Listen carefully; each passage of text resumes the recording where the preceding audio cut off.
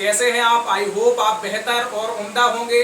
तो आज का हमारा टॉपिक है किसी भी समीकरण को आव्यूह विधि से कैसे हल करना है। तो आपको 3 समीकरण दिए हैं, इनको आव्यूह विधि से हल करना है। तो पिछली वीडियो में हमने आपको इनवर्स सिखाया था, उसी इनवर्स की सहायता से किस तरह से हम इसको हल करेंगे।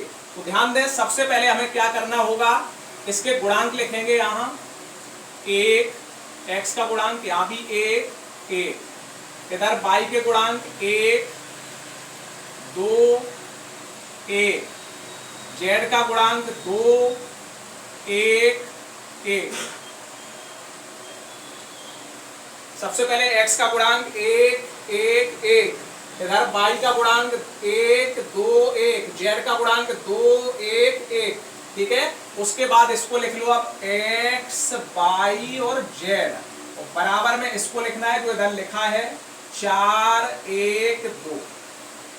ठीक है, यहां तक क्लियर हुई बात। अब ध्यान दें, इसकी जगह हम मान लिया करेंगे a, इसको मान लेंगे पूरे को x, इस पूरे को मान लेंगे b। तो यहां से x बराबर हो जाएगा a, उधर ले जाएंगे तो इनवर्स लग जाएगा b। इसको डाल दिया हमने समीकरण पहला।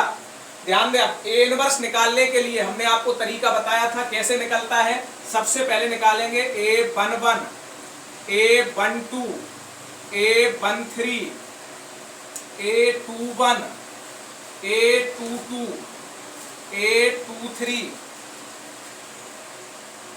a31 a32 a33। ठीक है, तो आप देखें यहां पे क्या आएगा, सबसे पहले प्लस, इधर माइनस, इधर प्लस, इधर माइनस, इधर प्लस, इधर माइनस।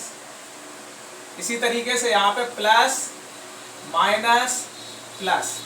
ध्यान दें, जब a11 निकालना है तो इसका पहला कॉलम और पहली पंक्ति को बंद करेंगे, कैची गुणा कर देंगे, 2 एकम 2, फिर माइनस आएगा 1 एकम 1, 2 से 1 जाएगा 1। इसी तरीके से 12 निकालेंगे तो पहली पंक्ति को बंद करेंगे, दूसरे कॉलम को बंद करेंगे, इसका गुणा इसमें करेंगे 1 एकम 1 माइनस 1 एकम 1, तो 1 से 1 जाएगा 0 बचेगा। ठीक है, इसी तरीके से 13 निकालेंगे तो पहली पंक्ति को बंद करेंगे, तीसरे कॉलम को बंद करेंगे, कैंची गुणा करेंगे 1 एकम 1 2 एकम 2, 2 से 1 जाएगा तो माइनस का 1। 21 निकालेंगे तो दूसरी पंक्ति को बंद करेंगे, पहले कॉलम को बंद करेंगे, 1 एकम 1, दूसरी पंक्ति और पहला कॉलम बंद कर रहे हैं। ठीक है, तो क्या बचेगा, 1 एकम 1 2 एकम 2, 2 से 1 जाएगा माइनस 1, माइनस लगा है तो प्लस हो गया। दूसरी पंक्ति को बंद करेंगे, दूसरे कॉलम को बंद करेंगे तो इसका इसमें गुणा होगा 1 एकम 1 2 एकम 2, तो इधर भी आ गया माइनस का 1 2 3। दूसरी पंक्ति को बंद करेंगे और तीसरा कॉलम बंद करेंगे, दूसरी पंक्ति तीसरा कॉलम, तो 1 एकम 1 1 एकम 1, 1 से 1 जाएगा 0। 31 का मतलब तीसरी पंक्ति को बंद करेंगे, पहले कॉलम को बंद करेंगे, तो 1 एकम 1 2 दूनी 4, 4 से 1 जाएगा 3। 32 का मतलब तीसरी पंक्ति को बंद करेंगे, दूसरे कॉलम को बंद करेंगे, 1 एकम 1 2 एकम 2, तीसरी पंक्ति को बंद किया और दूसरा कॉलम बंद किया, तो 1 एकम 1 2 एकम 2, तो 2 से 1 जाएगा माइनस 1, माइनस बाहर लगाया तो प्लस हो गया। 3 का मतलब तीसरी पंक्ति को तीसरे कॉलम को बंद करेंगे, तो 2 एकम 2 1 एकम 1, 2 से 1 जाएगा 1। ठीक है, तो यहां तक आप नोट करें। उसके बाद हम तो अब आगे देखें इसमें, अब हम क्या लिखेंगे, सह गुणनखंडों द्वारा निर्मित आव्यूह। सह गुणनखंडों द्वारा निर्मित आव्यूह। ध्यान दें बेटा, कैसे लिखा जाएगा ये, जो सह गुणनखंडों द्वारा निर्मित आव्यूह है। अभी हमने a11 निकाला, उसको यहाँ पे लिख लो। a11 का मान कितना निकला, देख लो, 1 निकला, रख दिया यहाँ। उसके बाद a12 का मान यहाँ रखना है, a13 का मान यहाँ रखना है, a21 का मान यहाँ पे, a22 का मान यहाँ, a23 का मान, a31 का मान, a32 का मान और a33 का मान। ठीक है, तो ये आ गया सह गुणनखंडों द्वारा निर्मित आव्यूह। अब आपको निकालना है एडजॉइंट। तो एडजॉइंट कैसे निकालते हैं, इसके पंक्ति को स्तंभ बना देंगे, स्तंभ को पंक्ति 1 1 -3, इसको इस तरह से लिख दिया। ऐसे इसको लिख लो 0 -1 1, इसको लिख लो -1 0 1। ये कॉलम था, इसको पंक्ति बना दो 1 -3, फिर इसको भी पंक्ति बना दिया, ऐसे इसको पंक्ति बना दिया। तो ये एडजॉइंट आ गया। अब हमें चाहिए मॉड ए। तो मॉड ए कैसे निकलेगा? जो हमें ए दिया था उसका मॉड निकालना है। तो ए का मान देख लो, क्या दिया था सवाल में?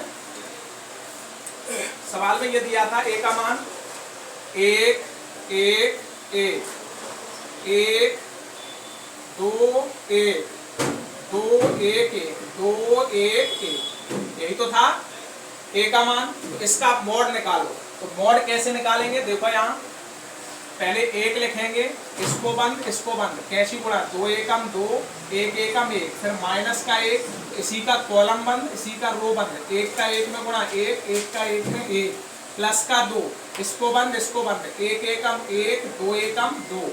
तो इधर आ गया 2 से 1 गई 1 1 एकम 1, 1 से 1 गई 0, इधर हो गया 2 से 1 गई 1, माइनस का माइनस 1 का गुणा जब 2 में करोगे तो माइनस का 2, -2 से +1 घटाओगे तो माइनस का 1। ये मॉड निकल के आ गया। हमें चाहिए ए इनवर्स। तो ए इनवर्स क्या होता है? एडजॉइंट ए अपॉन मॉड ए, ये फॉर्मूला होता है। एडजॉइंट ए अभी आप निकाल चुके, कितना निकला? रखो यहाँ पे एडजॉइंट ए की जगह 1 0 -1 1 -1 0 -3 1 1, मॉड ए का मान निकला -1। तो जब -1 का इसमें भाग दोगे तो ए इनवर्स निकल के आ जाएगा कितना? माइनस का 1, इधर 0, इधर प्लस का 1, इधर माइनस का 1, इधर प्लस का 1 0, यहाँ प्लस का 3, माइनस का 1, और यहाँ भी निकलेगा माइनस का 1।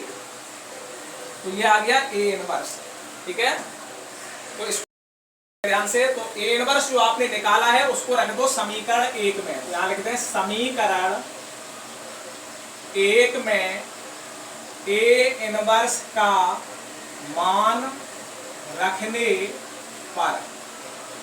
ठीक है, तो समीकरण 1 आपने निकाला था x बराबर ए इनवर्स बी। तो x की जगह तो हो जाएगा x/z, ये था। फिर ए इनवर्स, तो ए इनवर्स अभी आप निकाल चुके, ये निकला है -1 0 1 -1 1 0 3 -1 इनटू, उसके बाद बी का मान हम निकाल, वो ऊपर दिया हुआ था सवाल में, कितना था? 4 1 2। ठीक है, अब इसको सॉल्व करना है। तो ध्यान दें, इसका और इसका आपको गुणा करना है। तो हमने आप का गुणा आपको पीछे सिखा चुके हैं, अगर आपने पीछे की वीडियो नहीं देखी तो देख लें। तो कैसे गुणा करना है?